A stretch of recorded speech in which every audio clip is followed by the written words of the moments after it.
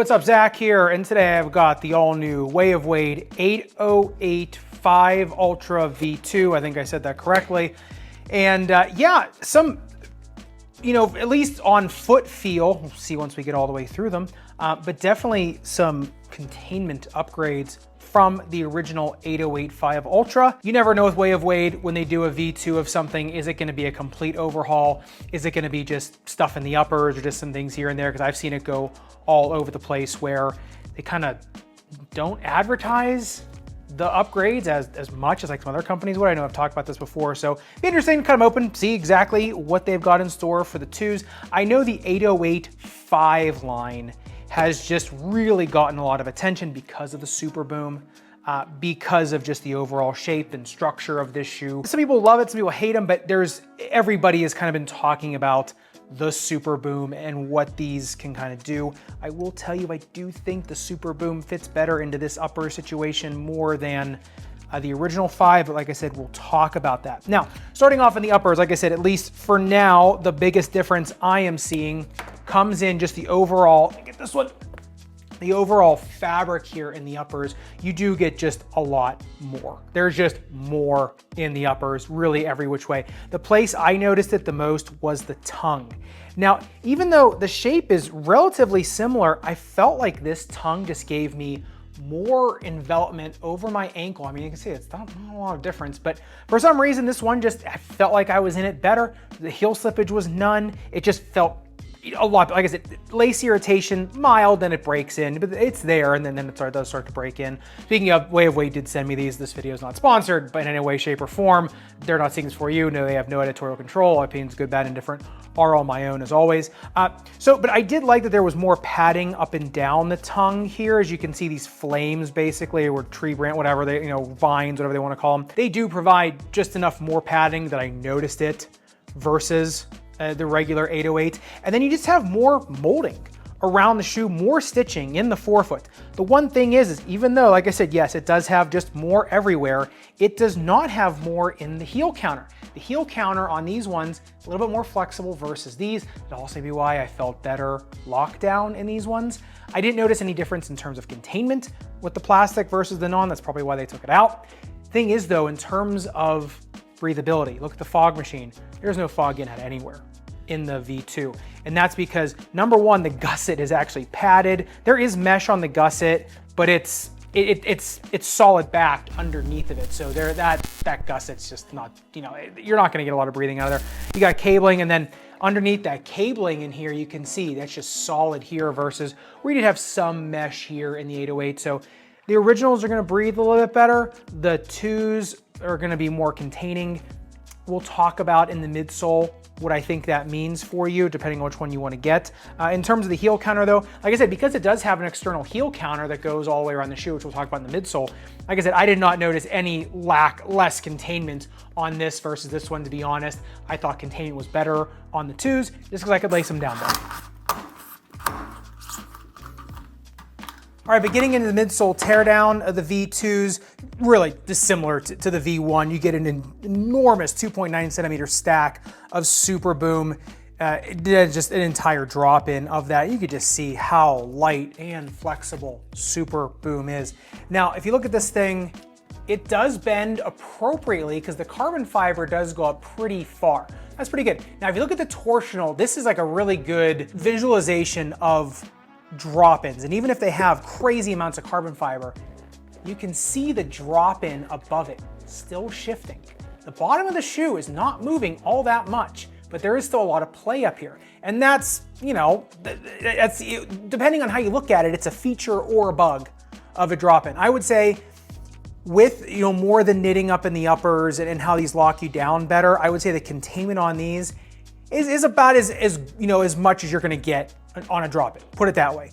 It's still flexible, for sure. You look at the tensiometer on these, interesting enough, only takes 49 newtons to get to 45 degrees. So it's not crazy like some of their shoes, and that's because, you look here and, there's where the carbon fiber stops, right? And then you got the whole forefoot that can just bend however it wants. So, which is fine. You got a foam strobel, same as the original.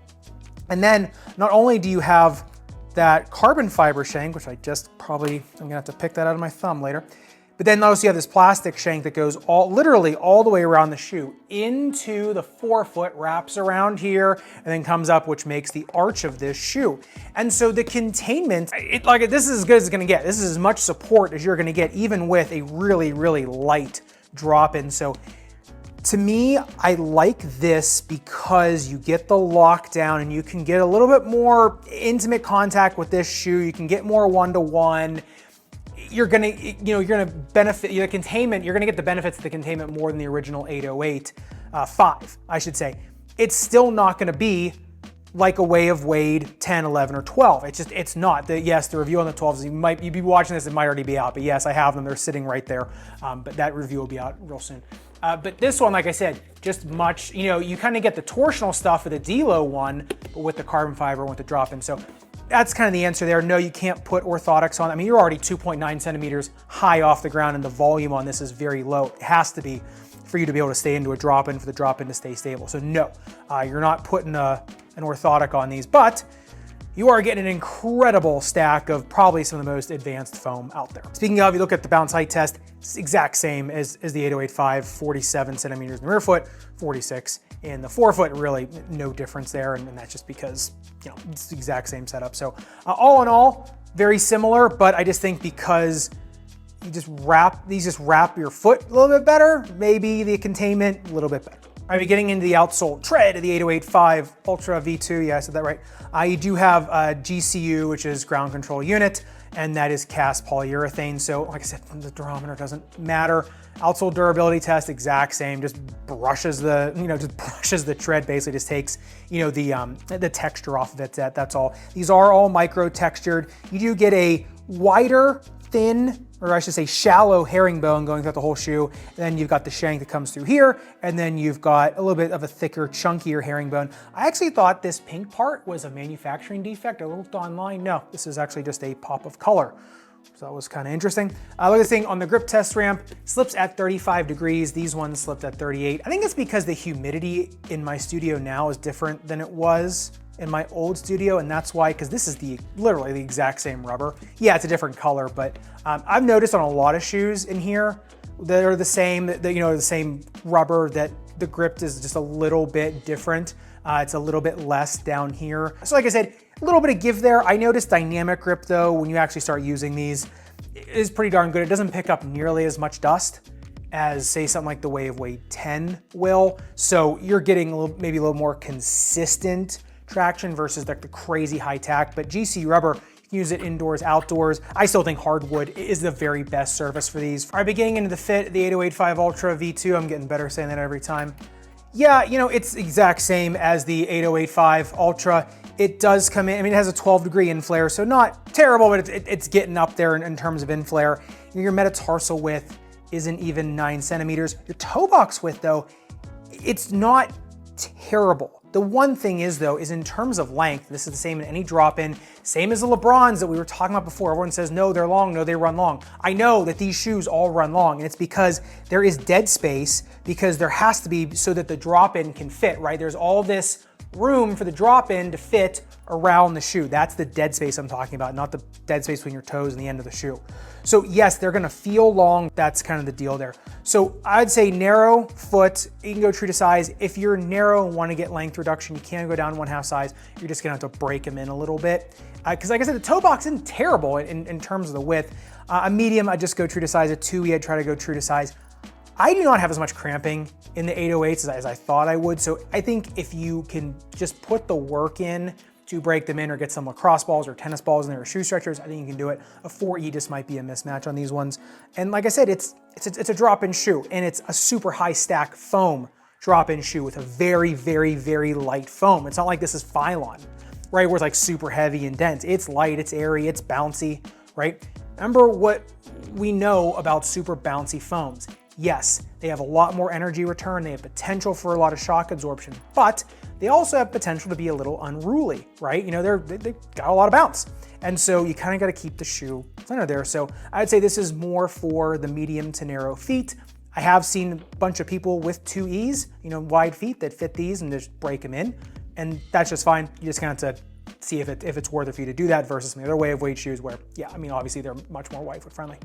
In terms of the snake bitten foot, remember, you can't put, I mean, I guess you could put an orthotic in here, but you know, that's your thing. In terms of heel pain, arch pain for sure, and ball of foot pain. For a shoe that you can't wear without an orthotic, it's great because it is molded, it's sculpted, plus you get the really nice, you know, bottom-loaded carbon fiber strength that goes really far. So in terms of a drop-in for all those things, it's fantastic. It's still not gonna be an orthotic, you know, but in terms of a drop-in that you couldn't put an orthotic in anyway, yeah, I mean, it's great. And this, you know, the Super Boom, yeah, it bottoms faster than, let's say, Boom foam would or some of the other more dense foams you're gonna get. But for somebody light on their feet, you're gonna get the best of both worlds if you're a lighter player. If you're a heavier player, you might wanna go to something more like Boom foam. It's gonna hold you up a little bit better, something like All City 13. You know, that kind of line of shoes, maybe a little bit more. So yeah, like I said, in terms of dropping, it's okay. In terms of ankle sprainers, they're not the most unstable things. I mean, it's a super wide flange on here, it's broad. So in terms of a drop-in, it is one of the best for ankle sprainers. I'd still rather be in something like an All City 13, right? That has, do I have her? Yeah, I have her here. Where it has, you know, the huge flange on it, right? Plus, you know, it's integrated, everything's got, you know, these are just phenomenal for people with instability. So, you know, if you want to drop in for that, then I'd say, yeah, these are one of the better ones to get, but I'd still rather be in an integrated midsole shoe if you're someone with instability. So like I said, you got your choice. Yeah, I mean, like I said, I'm really curious to see if we're gonna get Super Boom in other shoes now going forward versus just the drop in here. I think it would be a really interesting dual layer design. Like I said, I'm interested to see. I mean, I know we're kind of coming to the end of the 8085 era here and starting a new NBA season. So we're probably going to get into the 8086, I'm sure at some point soon. So be interesting to see kind of when you get the All City 14, the shadows, do we get Super Boom in some other shoes? So I don't know. Let me know what you think down below. And if you do want to see what I'm talking about with the All City 13 Encore and why that one is just so ridiculously good for ankle sprainers, or if you want to revisit the Way of Wade 10, which I just kind of redid a review on, the 10 low, not the 10 high, not the 10 mid, 10 low. Make sure you click in either one of these two videos above. Make sure you watch out for that Way of Wade 12 video. I'll see you in the next video.